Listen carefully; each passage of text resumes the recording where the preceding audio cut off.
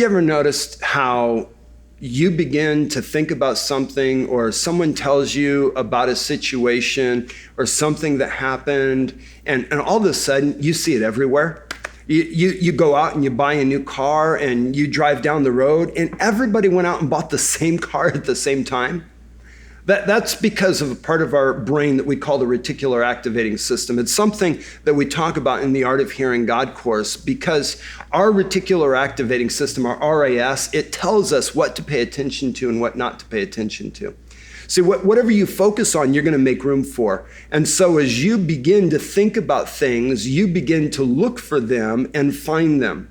And this is why it is so important to think on whatever is true, whatever is lovely, whatever is pure, whatever is of good report, because these things are absolutely essential to having a renewed mind that begins to see God in the midst of every circumstance. Because if you go around looking for bad things, you're going to find them. There will be plenty of bad things for you to find, but if you go around looking for good things, you will find them.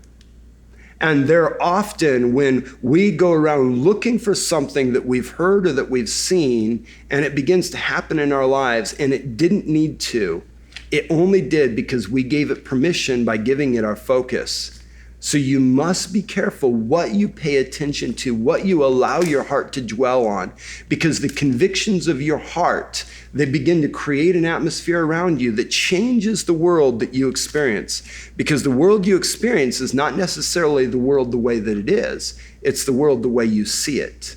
And this is where discipleship comes in, because discipleship is changing our thoughts so that they become according to truth, not according to perception, because Jesus's world is very different than the world that we've been experiencing, and the education that we've been given, the circumstances that we've had, the culture that we live in. His world is different. And as we renew our minds, we find our lives transformed. And it's not just our ability to interact differently. We do interact differently, but we find that things change. It's not just our interaction, but we actually begin to influence the world around us according to what we focus on. So what are you paying attention to?